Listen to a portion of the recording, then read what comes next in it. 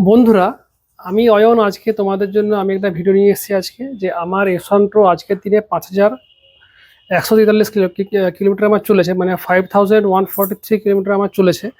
তাহলে এটা আমার মোটামুটি ওই 3 সাড়ে 3 মাসের গাড়ি এটা। তাহলে কতটা কি আমার এক্সপিরিয়েন্স, কি কেমন এক্সপিরিয়েন্স বা কেনার সময় কেমন এক্সপিরিয়েন্স বা আমি যে চালিয়েছি, আমি এই ভিডিওর মাধ্যমে আমি আজকে তোমাদের জন্য নিয়ে আসছি। যদি আমার চ্যানেলটা তোমাদের ভালো লেগে থাকে এবং অবশ্যই ভিডিও যদি ভালো লেগে থাকে, তাহলে লাইক করবে, শেয়ার করবে, সাবস্ক্রাইব করবে। এবং তোমরা অনেকেই দেখছো, তোমরা প্রত্যেকেই দেখছো আমার চ্যানেল, তোমাদের সকলেরই ভালো লাগছে, কিন্তু সাবস্ক্রাইব করছো না। তোমরা সাবস্ক্রাইবটা করবে, তাহলে একটা মোটিভেশনের ব্যাপার আছে। এবং অবশ্যই লাইক, কমেন্ট এবং শেয়ারের সঙ্গে করবে। ঠিক আছে, আমি শুরু করছি ভিডিওটা। আমার এই ওলা পারচেস করার আমার প্রথম দিন থেকে ইচ্ছে ছিল, যেদিন থেকে এটা লঞ্চ হয়। যখন 2021 সালে যখন লঞ্চ হয়েছিল সেপ্টেম্বর মাসে, তখন থেকে আমি ভেবেছিলাম যে ওলা কিনবো, কিন্তু সেটা বিভিন্ন কারণ হোক সেটা কিনতে পারিনি। মানে আমার এখানে ইসি ছিল না, বা তখন মনে করো আমি 500 টাকা দিয়ে অ্যাডভান্সও করে আমি ছিলাম, কিন্তু বিভিন্ন কারণে আমি কিনতে পারিনি। যাই হোক, এটা আমি ফেব্রুয়ারি মাসের 17 তারিখে আমি বুক করি, এবং 22 ফেব্রুয়ারি এটা আমার ডেলিভার হয়। মানে মোটামুটি 5 দিনের মধ্যে আমি এটা পেয়ে গেছিলাম। গাড়ি খুব ভালো, আমি তোমরা দেখে নিতে পারো যে আমি 5143 কিলোমিটার আমি চালিয়েছি। এমনি আমার ডিসপ্লেটা দিয়ে প্রথমে শুরু করি। ডিসপ্লেতে এমনি ল্যাগটা কিচ্ছু নাই, ডিসপ্লে সব ঠিকঠাক। আমি উপরে টেম্পার গ্লাস লাগিয়েছি। এই ডিসপ্লে কোয়ালিটি বা টেম্পার গ্লাস কোয়ালিটি সমস্ত ভিডিও আমার চ্যানেলে আছে। আর এমনিতে আবার এইটাতে এই ডিসপ্লে নিয়ে কোনো সমস্যা নাই, কিন্তু যখনই জল দিই, মানে এমনি বর্ষার জলে কিছু হয় না, কিন্তু পাম্পে যখন ধুই, পাম্পের জলে যখন ধুই, মানে যে যে যে জলের স্ট্যাটিক কারেন্ট প্রবাহিত হয়, ওই জল এটাতে লাগালে কিন্তু, যেহেতু এটা এটা হচ্ছে ক্যাপাসিটিভ টাচ, ওই জন্য এর টাচটা কিন্তু সেই মুহূর্তে বন্ধ হয়। রিসেট করলে ওকে, এটা কারণ আমি এটা নিয়ে একটা ভিডিও নিয়ে আসবো পরে। যাই হোক, এমনি ডিসপ্লেতে কোনো সমস্যা নেই। 480p ডিসপ্লে, যেটুকু প্রয়োজন আছে সমস্ত কিছুই আছে। আর এর এমনি ডিসপ্লে ডিসপ্লে কোয়ালিটি তোমাদের ভাবতে পারো এমনি কোনো সমস্যা নেই। এবং ওই S1 এয়ার বা এর ডিসপ্লে কোয়ালিটি মোটামুটি একদম পুরো সেম টু সেম। ডিসপ্লে নিয়ে আমার কোনোদিন কোনো সমস্যা হয়নি। আর আমার এটা আমি বলি, প্রাইসটা কি পড়েছিল, প্রাইসটা আমার পড়েছিল মোটামুটি 1,51,000-এর মধ্যে। হ্যাঁ, কারণ আমি ইন্স্যুরেন্স চুজ করেছিলাম টাটা এআইজি। তোমরা পারলে গো ডিজিট চুজ করবে, কারণ গো ডিজিটের সার্ভিসটা ভালো হয়। আর এমনি আমার তোমাদের রানিং তো বললাম, এমনি আমার প্রবলেম কিছু হয়নি। আমার রানিং আমার খুব স্মুথ, কোনো সমস্যা হয়নি, গাড়িতে খুব ভালো। কিন্তু আমার একটা সমস্যা বলবো না, এমনি আমার এই যে দুটো যে সামনে সকার আছে না, এই যে সামনে দুটো সকার আছে, তার মধ্যে এই সকারটা আমার রিপ্লেস হয়েছে। ওয়ারেন্টির মধ্যে রিপ্লেস হয়। যারা বলে যে ওয়ারেন্টি ভালো, ওয়ারেন্টি ভালো নয়, একদম ভুল কথা। একটু টাইম টেকিং, মানে এটা আমার লেগেছিল প্রায় 10 দিন আসতে আমার সময় লেগেছিল। কিন্তু আমার টাইম টেকিং, কিন্তু আমার একটা মানে রিপ্লেস হয়, এবং এর কোনো সমস্যা নেই। আমার কি সমস্যা ছিল যে অল্প অল্প এইটা, মানে অল্প অল্প, মানে সকার লিক করছিল। আহ, এমনি আমার যে S1 X+ আছে সেটা তো হালকা লিক করেছিল, কিন্তু সেটা এই মুহূর্তে আর হয় না। তা উনি যিনি টেকনিশিয়ান থাকেন, উনি বলেছিলেন যে আপনার কোনো সমস্যা হবে না। যাই হোক, তো আপনি বলছে যখন, এটা আমি রিপ্লেস করে দিচ্ছি, এটা আমার রিপ্লেস হয়। আজকের দিনে দেখো আমার কোনো সমস্যা নেই। আমার ওয়ারেন্টির মধ্যে আমার এই সকারটা আমার রিপ্লেস হয়েছে, এইদিকে সকারটা আমার রিপ্লেস হয়েছে। ডিস্ক প্যাডের কোনো সমস্যা নেই। ডিস্ক প্যাড আমার মোটামুটি এই যে এত কিলোমিটার চলেছে, আমার ডিস্ক প্যাড, সামনে ডিস্ক প্যাডে ওই মানে কোনো সমস্যা হয়নি, ততটাই আছে আমি এখানে দেখতে পাই। কিন্তু পেছনের ডিস্ক প্যাডটা একটু ক্ষয়েছে, কারণ পেছনের আমি পেছনে যখন বলবো তখন আমি আসছি, কারণ পেছনের যে চাকার যে কাদাগুলো ডিস্ক প্যাডের ওপর পড়ে, তাহলে একটু ডিস্ক প্যাডটা একটু বেশি ক্ষয়েছে। এবং যেহেতু ব্রেক চিপলে পেছনটাই বেশি চেপা হয়, এবং সঙ্গে সামনেটাও নেয়, কিন্তু সামনেটা পরিমাণে একটু কম ধরে, তাহলে সেই কারণে পেছনেরটা আমার একটু বেশি হয়েছে।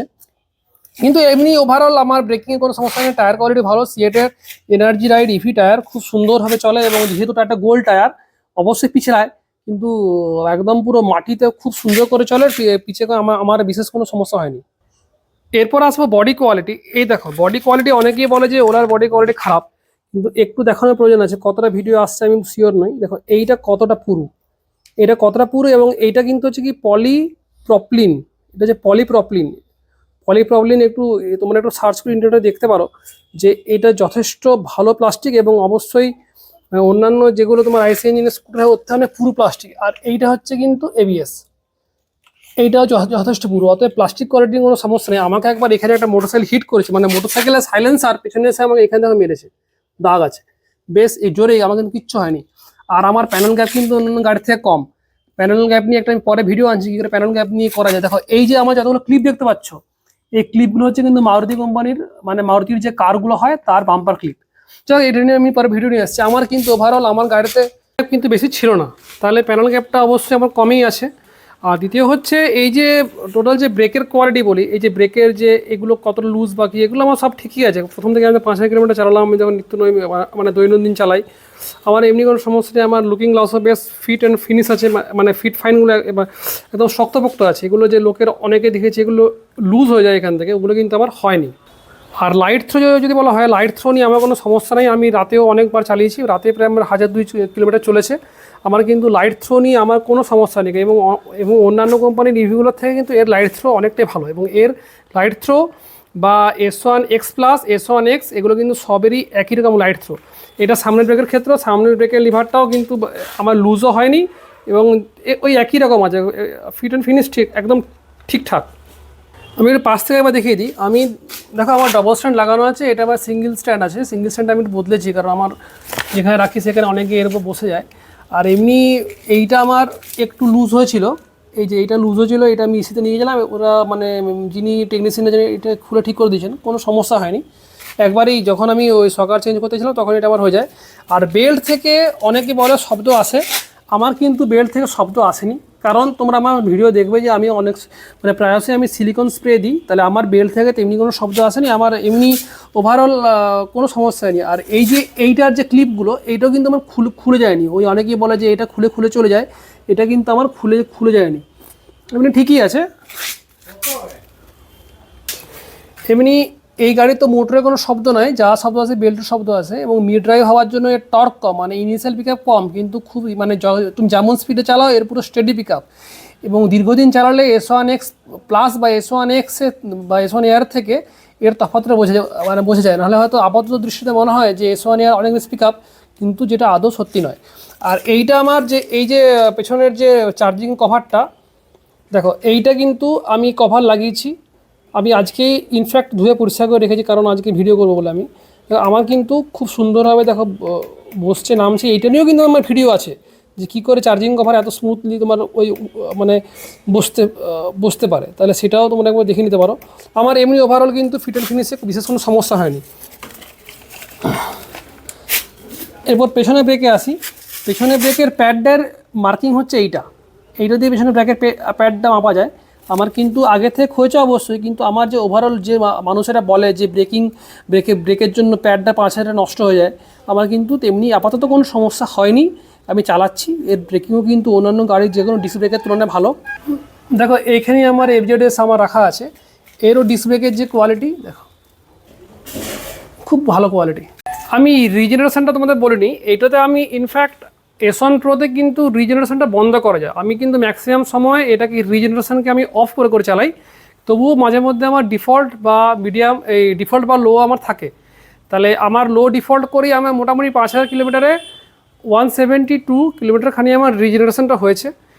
এর রিজেনারেশনটা S1X বা S1X প্লাসের মতো অত স্ট্রং না, কিন্তু ভালো। মানে ওগুলো যে যেমন সঙ্গে সঙ্গে যেমন বন্ধ হয়ে যায়, মানে ডিফল্টের তুলনা করে বলছি আমি, ওর মতো না কিন্তু ভালো। আর দ্বিতীয় হচ্ছে গিয়ে সাউন্ড কোয়ালিটি, এর কিন্তু দুখানা স্পিকার আছে।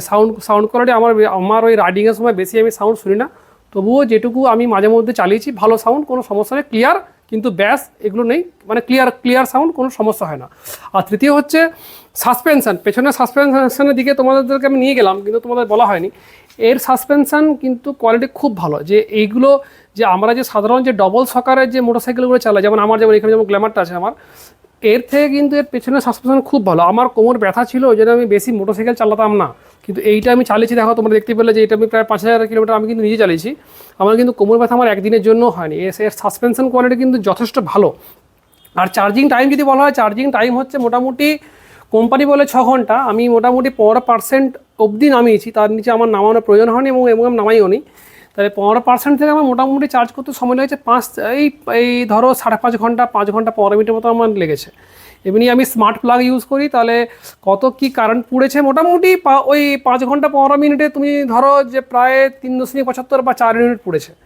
আর হচ্ছে যে পার্সেন্টেজ পাওয়ার আর যদি হয়, মোটামুটি গড়ে 15% থেকে 17% করে চার্জ হয়, মানে 12 থেকে 17-এর মধ্যে চার্জটা হয়। এবং 90-এর পরে গিয়ে কিন্তু অনেক কম করে চার্জ হয়, 90%-এর পরে গিয়ে কিন্তু একদম স্লোলি চার্জ হয়। যে সেল ব্যালেন্সিং হয়, আপনি সেল ব্যালেন্সিং ব্যাপারটা কিছু নয়, ওই 100%-এর মধ্যে যা হলো, আলাদা করে সেল ব্যালেন্সিং কিছু হয় না। আমি একটু S1 Pro রেঞ্জটা একবার বলে দিই। S1 Pro দেখো আমি বিভিন্ন কন্ডিশনে চলেছি, কারণ আমার মোটামুটি 5000 কিলোমিটার আমার চলেছে। তাহলে আমার লোকেশন হচ্ছে এই মুহূর্তে সিমলাপাল, আর আমার যে জেলা শহর যে বাঁকুড়া, তার দূরত্ব হচ্ছে মানে মোটামুটি 40 কিলোমিটার। তাহলে এই যখন রাস্তাটা যখন হচ্ছিল, মানে এই যে টোটাল 40 কিলোমিটারের মধ্যে মোটামুটি 30 কিলোমিটার প্রায় রাস্তা মাঝে খারাপ ছিল। তাহলে ওই খারাপ কন্ডিশন, মানে রাস্তাটা একদম পুরো খারাপ, তাতে আমি মোটামুটি গড়ে পেয়েছি হয়তো ম্যাক্সিমাম স্পিডটা 45, বড় জোর হবে 45 থেকে 50, সেখানে আমি পেয়েছি প্রায় 130, 130 কিলোমিটার আমার কিন্তু গড় এসছে।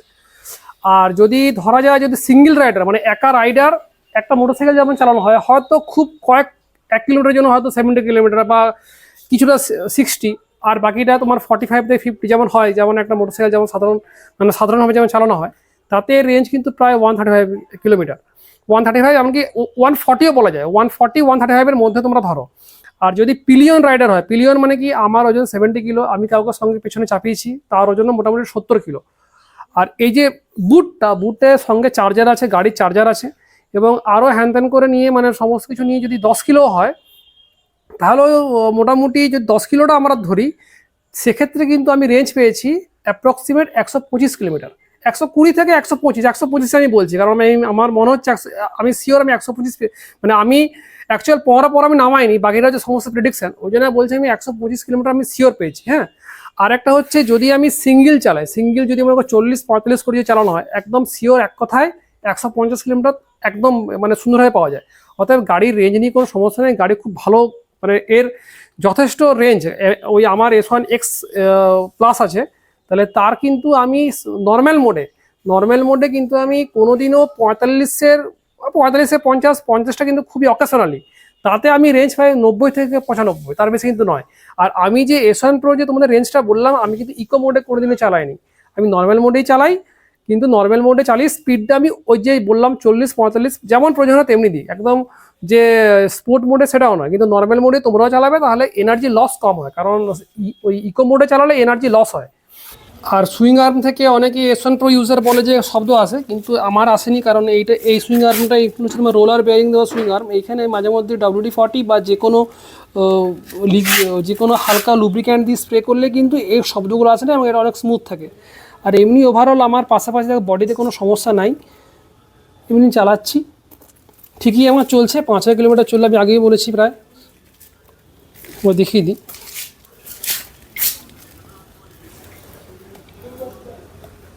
যে S1 Pro কিন্তু হ্যাং হয়, আমার এটা কেনার পর আমার একবার কি দুবার হ্যাং হয়েছিল। মানে হ্যাং মানে কি, গাড়ি কিন্তু ব্ল্যাঙ্ক ছিল, স্টার্ট হয়নি। তাহলে সেক্ষেত্রে সিস্টেমটা কী হচ্ছে, এটা কিন্তু কোনো সমস্যাই নয়, কারণ আমার যেহেতু দীর্ঘদিন প্রায় দিন 15-20 আমি এটাকে রিস্টার্টই করিনি।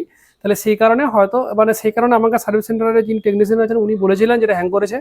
এটা জাস্ট রিভার্স বাটন এবং রেড বাটনকে 10 সেকেন্ড প্রেস করলে যেমন অটোমেটিক রিবুট হয়, তেমনি রিবুট হয়ে যায়।